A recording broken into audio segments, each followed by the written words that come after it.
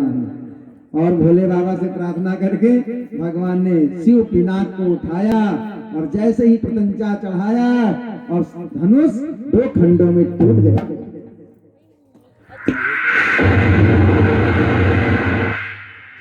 दो खंडों में धनुष टूट गए और जब धनुष टूट गया अब तो भगदड़ मची, मारो मारो मारो। एक टुकड़ा बलराम ने लिया, एक टुकड़ा कृष्ण भगवान ने लिया और जितने सैनिक थे सबका खात्मा कर दिया। जो बचे वो भाग के गए कंस के पास, बताया महाराज अब तो धनुष टूट गया, अब तो यजमान की गारंटी कार्ड, यजमान का जो गारंटी कार्ड था वो खत्म हो गया। अब तो घबराया कंस, इतना घबराया कि अपनी परछाई में भी काला काला कृष्ण नजर आता था। दाल भोजन करे, दाल के काले जीरे में समझ लगे कृष्ण है, लोटे में पानी पिए तो अपनी परछाई लगे कृष्ण है, इसमें लोटा फेंक दे, थाली फेंक दे, अपनी परछाई को तलवार से मारे, पागल हो गया। चाहे दुश्मनी करो भगवान से या प्रेम करो, जब कोई इतना दीवाना होता है तब भगवान मिलते हैं। असुर है लेकिन उसको चारों तरफ कृष्ण दिख रहे हैं, असुर भी ऐसा धन्य है। कंस की ये हालत हो गई। सुबह क्या हुआ, सुबह मल्ल युद्ध का आयोजन किया गया। मल्ल युद्ध में कौन आया, मल्ल युद्ध में नंद बाबा और सारे ग्वाल बाल भगवान कृष्ण बलराम आए मारने के लिए। रास्ते में हाथी आया, हाथी को भगवान ने मारा और मल्ल युद्ध में प्रवेश किया। तो 2 पहलवान भगवान से लड़ने के लिए आए, दोनों का नाम क्या है, एक का नाम चारुण, एक का नाम मुष्टिक। मुष्टिक भगवान से लड़ा, चारुण बलराम जी से लड़ा और भगवान ने और बलराम जी ने दोनों को उठाया, घुमाया, पटका, गोविंदाय नमो नमः। उसके बाद क्या हुआ, और जब कंस ने देखा सारे पहलवान मारे जा रहे हैं, कंस बौराया। इतने में भगवान छलांग लगा के उसके सिंहासन पर पहुंचे, कंस का बाल पकड़ा, नीचे खींचा, कंस के छाती पर भगवान चढ़ गए और जितने भी उसने गुनाह किए थे उसका एक एक करके दंड देते हुए आज कंस के प्राण का भगवान ने हरण करके कंस का वध कर दिया। बोले कंस मर्दन भगवान की जय। कंस की 2 पत्नियां थी, अस्ति और प्राप्ति। किसकी बेटियां थी, जरासंध की बेटियां थी। आई दोनों रोने लगी। उसके बाद उन कंस की पत्नियों ने, अस्ति प्राप्ति ने अपने पिताजी से शिकायत किया, कृष्ण ने तुम्हारे दामाद का वध किया है। तो जरासंध ने 17 बार आक्रमण कर दिया मथुरा पर, 17 बार आक्रमण किया जरासंध ने, हार गया भगवान से।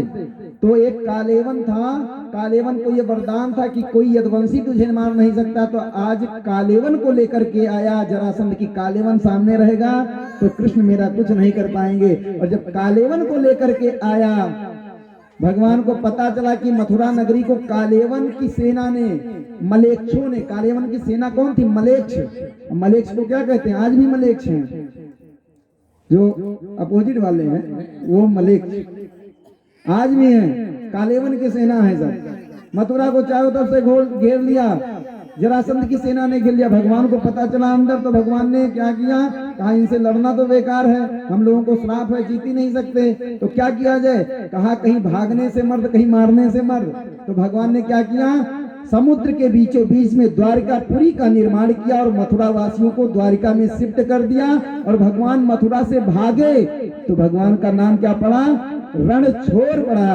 बोले रणछोड़ भगवान की जय। भगवान लड़े नहीं, पीछे के दरवाजे से भगवान रणछोड़ भाग करके कहां पहुंच गए, द्वारिका में। द्वारिका के सिंहासन पर बैठ के आज भगवान क्या हो गए, द्वारिकाधीश हो गए। बोले द्वारिकाधीश महाराज की जय। भगवान कितने साल के हो गए, 14 साल मथुरा में रहे भगवान, अब हो गए 25 साल के। और 25 साल के हो गए तो विवाह होना चाहिए, आयु हो गया, विवाह का उम्र हो गया भगवान का। द्वारिकाधीश भगवान बन गए, सारे मथुरा वासियों को बसा दिया। अब तो समुद्र के बीचों बीच में कोई टेंशन नहीं, सुरक्षा भी बढ़िया से है। तो अब राजा है तो रानी को भी आना चाहिए। इधर द्वारिका में विचार ही हो रहा था भगवान के विवाह के लिए। तो इतने में क्या हुआ, इतने में एक देश था जिसका नाम था विदर्भ। एक देश था जिसका नाम था विदर्भ। विदर्भ देश के एक राजा थे जिनका नाम था भीष्मक। और भीष्मक के 5 पुत्र थे। रुक्मी, रुक्मरथ, रुक्मबाहु, रुक्मकेशी तथा रुक्माली, ये 5 पुत्र थे और एक पुत्री थी जिसका नाम क्या था? रुक्मणी। 5 पुत्र और एक पुत्री थे। पिताजी का क्या नाम था? भीष्मक। राजा कहाँ के थे? विदर्भ देश के राजा थे। और भीष्मक के 5 पुत्र और एक पुत्री रुक्मणी जी थी, जो भगवान से बहुत अनन्य प्रेम करती थी। राजा भीष्मक भी चाहते थे हमारी पुत्री रुक्मणी का विवाह द्वारकाधीश से हो जाए, और रुक्मणी भी मन से भगवान को पति मान रखी थी। लेकिन जो उनका बड़ा भाई था, बड़ा बेटा था भीष्मक का, रुक्मी, वो बड़ा दुष्ट था। वो चाहता था कि हमारी बहन का विवाह किससे हो जाए? शिशुपाल से हो जाए। एक दिन गया और शिशुपाल से बिना बताए विवाह तय करके आ गया। आया, पिताजी को बताया, पिताजी विवाह की तैयारी करो, परसों बारात आने वाली है दरवाजे पर। किससे तय कर दिया? अरे शिशुपाल से तय कर दिया, बहुत वीर है, भगवान के बुआ का लड़का था शिशुपाल, तय कर दिया। अब दुष्टों से सब डरते हैं, पिताजी भी डरते थे, भीष्म भी डरते थे, बेचारे कुछ कह नहीं पाए कि मेरी बेटी है, मैं जहां चाहूं। जब रुक्मणी ने सुना मेरा विवाह शिशुपाल से तय कर दिया गया है, अब बेचारी दुखी हो गई। पहले जो आर्य कन्याएं होती थी, एक बार मन से भी वर्ण कर ले जिसको उसको पति मानती थी, दूसरा विवाह नहीं करती थी। मन से भी मान लिया तो पति है, अगर मन नहीं वर्ण कर लिया तो जीवन उसी के साथ। सावित्री ने सत्यवान को देखा, लकड़हारा था, लकड़ी काटता था, मन से सुंदर लगा, वर्ण कर लिया। अश्वपति ने कहा, सावित्री के पिताजी ने, एक से एक राजकुमार महाराज, कहा नहीं, मैं आर्य कन्या हूं, चाहे वो लकड़हारा है या जो भी है। एक बार उससे प्रेम हो गया, नजरें मिल गई, उसको वर्ण कर लिया, पति मान लिया तो मान लिया, सत्यवान के साथ विवाह कर लिया। ये हमारे यहाँ की सभ्यता थी। आज तो महाराज हमने देखा है, मैं एक बात को याद आ गया, ये क्या बोलते हैं, इलाहाबाद में एक श्रीवास्तव जी हैं, उनके एक बच्चे बड़े पढ़े लिखे हैं, तो एक उनकी बेटी अमेरिका सेटल हो गई। तो एक हमारे गुरु जी हैं पंडित रविंद्रनाथ पांडे जी, बड़े अच्छे ज्योतिषाचार्य विद्वान हैं, उनके वो यजमान हैं। तो उनकी एक बिटिया है, उसका विवाह हुआ था तो 10-5 साल के बाद छूट गया, तो उसने दूसरा विवाह किया। तो दूसरा विवाह किया तो वो गुरुजी के सामने, मेरे सामने फोन आया तीसरे विवाह के लिए कि देख लो मुहूर्त कोई देखने के लिए। तो हमने गुरुजी से पूछा, तो कहा नहीं, वो जो उनकी लड़की वो अमेरिका में रहती है, तो वो विवाह इस तरह नहीं होता है, वहाँ कंडीशन मैरिज होती है कि हम तुम्हारे साथ 10 साल तक ही रह पाएंगे, उसके बाद तुम अपने तरफ, हम अपने तरफ। जाना है, कंडीशन मैरिज होती है, 1-10 साल तक बस, उसके बाद आप कोई तलाक वलाक की जरूरत नहीं है, वो पहले से ही लिख जाता है 10 साल तक हम रह सकते हैं साथ।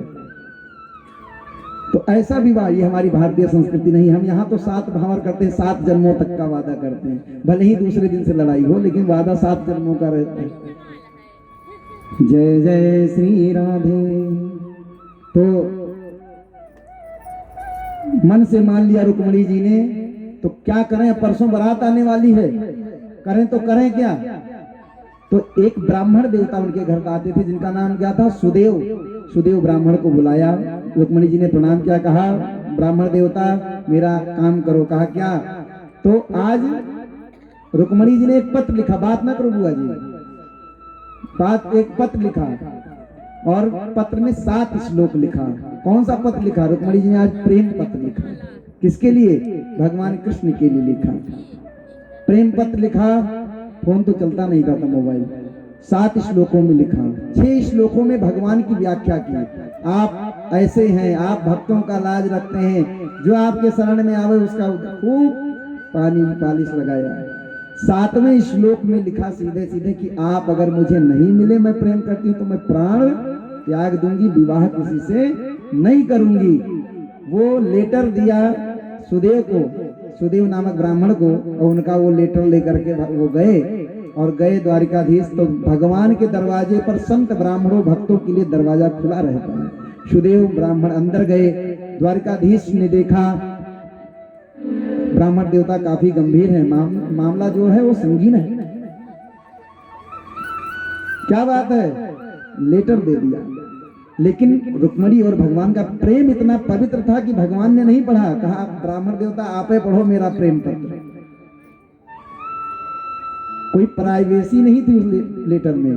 पढ़ो, ब्राह्मण देवता ने पढ़ के सुनाया वो लेटर। भगवान जैसे 7वां श्लोक सुने तुरंत सारथी को आदेश दे दिया, रथ निकालो। रथ निकाला, भगवान सवार भय, सुदेव को भी बिठाया, ब्राह्मण देवता को। हवा के वेग से रथ चला। बलराम जी ने देखा ये कन्हैया कहाँ जा रहा है मुझे बिना बताए। हमेशा बता के जाता था कुछ गड़बड़ है, कुछ अनर्थ होने वाला है, ये अकेले जा रहा है, कुछ गड़बड़ करके आएगा।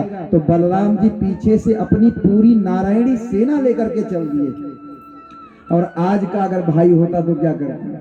वो जान पाता कि लेटर आया है प्रेमिका का और ये गया है उसको भगाने के लिए, तो भाई इसको मैं थाने से छुड़ाने भी नहीं जाऊंगा, छुड़ाने इसका मैं जमानत भी नहीं कराऊंगा। लेकिन क्या भाइयों का प्रेम! बलराम जी ने तुरंत सेना ली और पीछे से धावा बोल दिया। भगवान आगे हवा की डेग से गए। विदर्भ देश के जो राज्य का किनारा था, जो बॉर्डर था, वहीं एक मंदिर था भगवान पार्वती जी का, गौरी जी का मंदिर था। और मंदिर के पास पहुंचे, सुदेव जी को उतारा, कहा जाकर के संदेश दो मैं आ गया हूं, मंदिर पर मिलूंगा। भगवान वही मंदिर पर इंतजार, और सुरक्षा बड़ी कड़ी लगी थी, बड़े सेना और सैनिक लगे थे। कहीं वो द्वारिकाधीश छलिया कृष्ण दिखाई दे जाए, बिल्कुल मत घुसने देना उसे, क्योंकि सब जानते थे वो आएगा तो लेकर के जाएगा रुक्मणी को। सुरक्षा चौकस है। रुक्मणी जी को सूचना मिली। सुदेव ने कहा देवी आपके देवता पधार चुके हैं और आप अपनी व्यवस्था देखो। रुक्मणी जी प्रसन्न हो गई और सखियों को बुलाया और सखियों से कहा कि कहाँ चलें? कहा रुक्मणी जी आज गौरी का पूजन करने जा रही हैं। विवाह से पहले सीता जी भी गई थी गौरी पूजन के लिए, तो राम जी से मुलाकात हुई थी। और यहाँ रुक्मणी जी भी गौरी पूजन के लिए आ रही हैं, तो किससे मुलाकात होने वाली? कृष्ण से। सखियों से कहा, किसने? रुक्मणी महारानी ने कि चलो चलो रे सखी पूजी आई गौरी दरबार, चलो रे सखी पूजी आई गौरी दरबार, चलो रे सखी पूजी आई देवी दरबार, चलो रे सखी पूजी आई गौरी गौरी दरबार, चलो रे सखी पूजी आई गौरी दरबार, चलो रे सखी पूजी आई गौरी दरबार, शंकर दरबार, गौरी दरबार, शंकर दरबार, गौरी दरबार, शंकर दरबार, गौरी दरबार, शंकर दरबार, चलो रे सखी पूजी आई गौरी दरबार, चलो रे सखी पूजी आई गौरी दरबार, चलो रे सखी पूजी आई। क्या करने के लिए? शंकर जी के पूजन करब सब सखी मिल, शंकर जी के पूजा करब सब सखी गौरी जी के पूजा करब सब सखी मिल, गौरी जी के पूजा करब सब सखी चलो रे सखी पूजी आई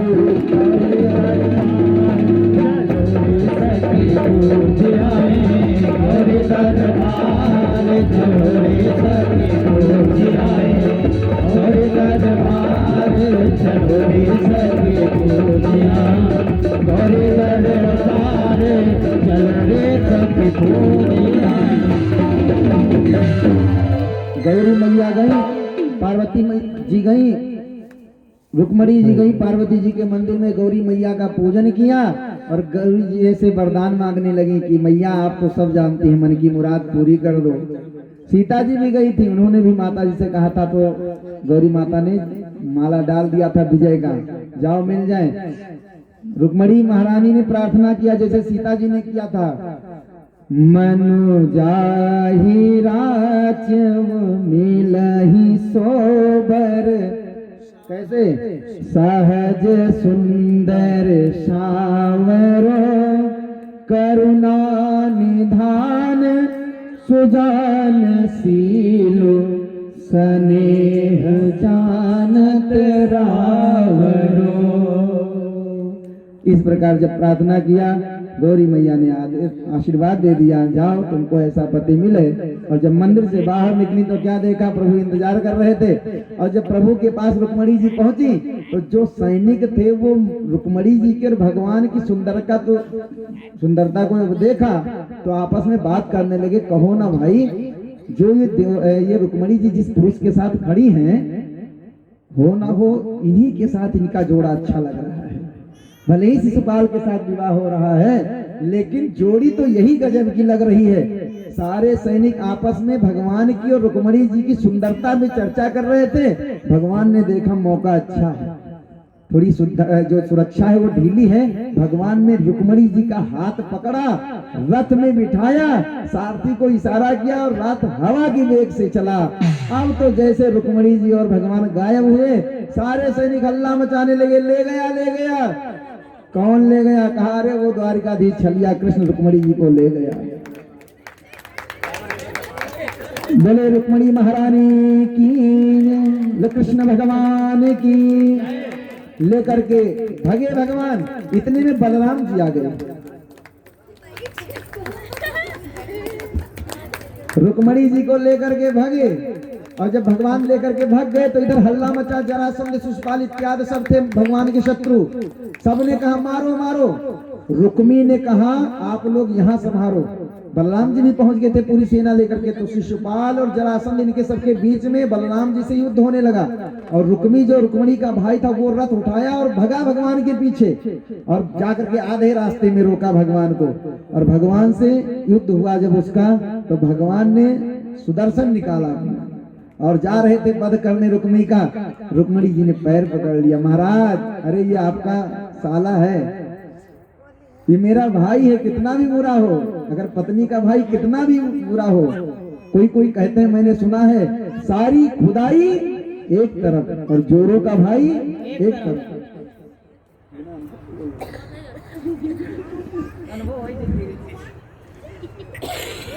बोले आनंद कंद भगवान। तो ये रुक्मणी जी ने पैर पकड़ लिया तो भगवान ने रुक्मी को छोड़ दिया। इतने में बलराम जी भी सबको, जरासंध शिशुपाल को परास्त करके वापस आए और खूब डांटा भगवान को। अरे कन्हैया तू क्या करता है, तुमसे कौन व्यक्ति तुमसे रिश्तेदारी करेगा? तुम जिसको देखो सुदर्शन निकाल लेते हो, जिसको देखो सुदर्शन निकाल लेते हो। जब सबको मार डालोगे तो तुम्हारा रिश्तेदार कौन होगा? अरे तुम्हारा साला है, तुम्हारी पत्नी का भाई है, कैसा भी हो छोड़ो।